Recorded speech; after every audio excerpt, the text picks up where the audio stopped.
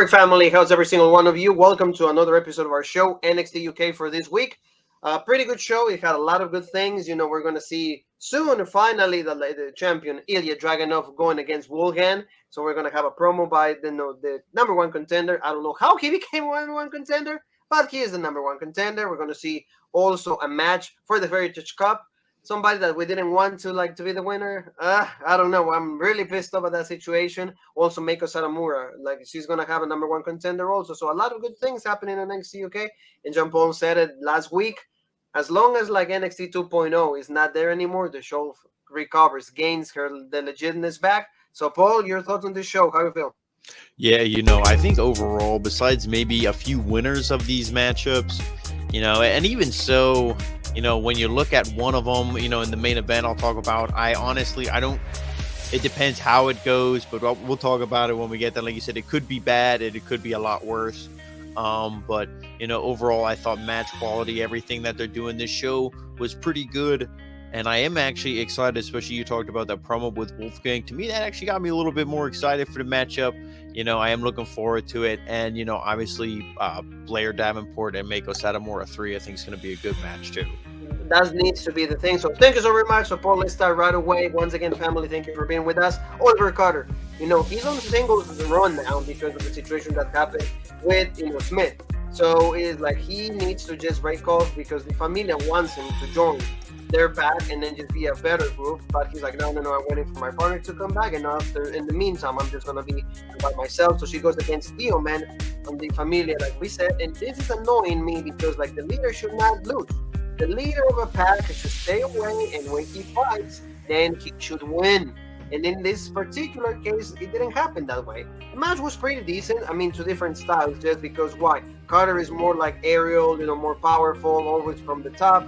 And Teoman kind of is more down and, more submission, getting ready for that, crossface and all of that. So what did you think when he gets the win with that spinning heel kick? Really powerful, but I don't know if that was just the ending. For me, it needed to be a little more. Yeah, I mean, he set him up with kind of like a big, almost like an axe kick or something before it too. So, I mean, two big blows, send him in the corner and stuff. But, I mean, and it's a good win for Oliver Carter. The only thing that sucks is why wasn't this, Raja? Or why wasn't, to me, Dempsey's like the edge, of this group. Like, Dempsey's the real star of this is like Gangrel, Christian, and Edge. Dempsey's the big star in the making here. So he's definitely not going to lose. But no, to bury Teoman, it doesn't look good. And then when the match is, the match I thought up until the last 3 seconds was great. But no, you don't have him beat the leader of this group. But a fantastic match. And then it's booked right like Monday Night Raw or AEW or any of these, companies that don't know how to book angles or anything. They immediately beat him down. And, it's like, oh, the group still has heat. Well, I mean, I guess, but it doesn't look good because they just lost. It doesn't matter if they beat him down. At the end of the day, Oliver Carter still won. So I don't know what that really does for the group. I don't like it because, like you said, it makes them seem like, they're still butthurt because of what happened. Yeah. You shouldn't do that. I don't care. The leader should always be protective. That's why you're the main character. You're the lead person in the group. And like you said, Raja should have been right there because if you're going to lose, pick the weakest link. It wasn't the case. Teoman is probably the leader in this whole WWE. I mean, it doesn't matter because WWE sucks right now, but Teoman loses all the time. When was the last time that actually Teoman won when he was by himself?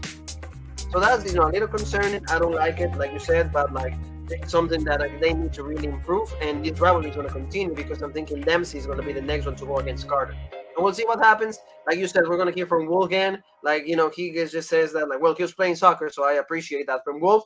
And also, he says that, everybody's been, just, single him out. Not acknowledging him, not because he's not Roman or anything like that, but completely, going over anywhere else but him, overlooked. That's the thing with, Wolfgang. He's like, oh, how about everybody needs to remember who I am? So I saw intensity. I saw, really, really, a will to win this NXT UK championship. So at least that was good. And then he wanted the ball back. He's like, ball. And then he just leaves. So that was, to me, actually, I didn't like that. Because he's all pissed off. Ball. Come on. He's like, if you're going to be pissed off the whole way. Not just I mean, I thought it was good because, I enjoyed it. And I liked the line where he's like, why not Wolfie? And I think the crowd is going to be chanting that when they have that match, because it's like, yeah, you got to think about it. It's like, why shouldn't this guy have a shot? Why shouldn't he, be in contention to win the title? He's been here forever. I believe he was in the inaugural tournament to crown the first title, when Tyler Bate won it. And, you got to think, it's like, why not? And, the match, there's spoilers out there. People can look if they want, they can be spoiled, or they can wait for this match was announced. It's going to take place in 2 weeks. But, I'm really looking forward to this. And, I think it's going to be one where whoever wins, deserves that belt. Yeah, no, and then this is like, for example, also Wolfgang said that he respects Ilya, because you have to respect Ilya for all the amount of challenges that he's been through and how it did become the NXT UK champion. So there's like a lot, like, is this a good fit? The only thing for me is like, Wolfgang didn't do anything really. And really, like, if you're stepping out of the realm of kayfabe here, Ilya is not going to drop the belt to Wolfgang. Two baby faces, it doesn't make sense. Ilya's going to retain here. This is just a good match until they get somebody ready. Hopefully, it's somebody we're going to talk about in a little bit. But with stuff kind of going on, there is somebody who else might be involved. So we don't really know where the title picture is going. Exactly. But we have some contenders. We said that there's terrible news happening in the next couple of weeks. For the ones that want to watch the spoilers or check them out, go ahead. They're right there on the internet. We cannot do anything to stop you, but we will deliver the news once the news come out on NXT UK, the show. But like, at least we're gonna enjoy this match because it's gonna be good. But like you said, it's like Wolfgang gets just a wild card. And they just, hey, dude, we respect you here. Have a championship match, which is okay. Exactly. So let's go like in the women's side. Paul, Stevie Turner against Amel. This was quick. You knew Amel. You mentioned this. Amel is like, is there French Cove? She feels legit. She has intensity, passion. She's violent. She's actually credible in the ring also. And Brett Davenport was on commentary. He was like, oh, you know what? I'm in the most dangerous woman right now, at my best. And if I wouldn't fucked up, she didn't say in those words, but she mentioned it. If I would have not got injured because I'm dumb for doing the unnecessary moves, I would have been the NXT UK Women's Champion. I love what she's like, if I would have, I think she said if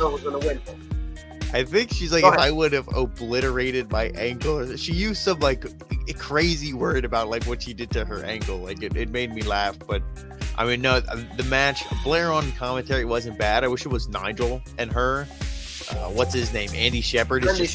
He's just awkward when he's like asking people questions and stuff. But I mean, the match itself, it was good. We knew what it was going to do. It was going to get Amel over.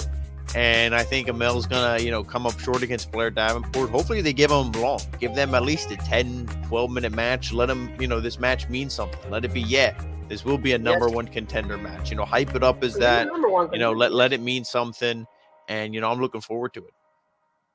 It will be really good. So, before that, before whoever these two women are going against each other, this is Mako's next challenge. So this was cool, both of them, like you see Sheree, Mako show with respect. Hey, we beat their asses last week, legit. I said, next time, I'm going to be facing you. It's not confirmed it's going to be for the title quite yet, but at least it's going to be a good match. And then did you notice? And Emilia right there at the end, around the left corner of the picture. Like, she's like, what about me though? He's like, it's like just like pretty much just like the dog of Mako Satomura. She's just because right when they came in, she handed him a towel and she's like, oh, thanks, Emilia. And then Emilia just stands there like the third wheel. And then when those two talk in Japanese, you got to think, does Emilia even fully know what they're saying? Maybe, maybe not. And then they walk away. And then Nina Samuels comes up and she's like, so what were they saying? Does it involve you? Are you a loser? And she's like, shut up. And just like walks away. And then she's like, so. Exactly. So, I mean, you got to think, this is already planting the seeds of, is Emilia going to turn? Is she not? Does she feel disrespected? What's going to happen? So this is good. This I like. No, I like it. Yes, I like it. And, like you said, this is giving us. And I think the match between those two, Saray and Mako, will be good as well. That one will be like a great week to main event the show because you know what, the similar styles, strong style, meaning like Nakamura, very similar to these two women. Hopefully, like Sheree doesn't injure Mako with like that kick that she does, but at least it's going to be interesting and good to watch. We need those type of main events. Also, we saw a little bit of a promo from Josh Morrell and the Bomber, Dave Mastiff. He's like, hey, I'm really happy that you won your first match on NXT UK. You're probably excited. You're probably like thinking that bigger things are going to come your way. But my friend, because next week you're going to face the Bomber. He's like, well, man, you're gonna get everything from me, so we'll see what happens. So I'm assuming that also Josh Morrell's gonna get a win at the expense of Mastiff, just because Mastiff, as of late, he's just been the one on the losing end. And that's what, he doesn't have a really a future NXT UK, so to say, for Mastiff. I don't know. I think I think they're maybe gonna get the win because him and unless Jack Starz got hurt. They're still that tag team, and they're still a viable team. I think, especially because they're pushing Wild Boar and Mark Andrews. So why wouldn't you push Mastiff and Jack Starz? But this was an all right little thing, and at least we heard Josh Morrell talk for the first time. Oh yeah, no, that was good. I like a really credible promo, pretty decent.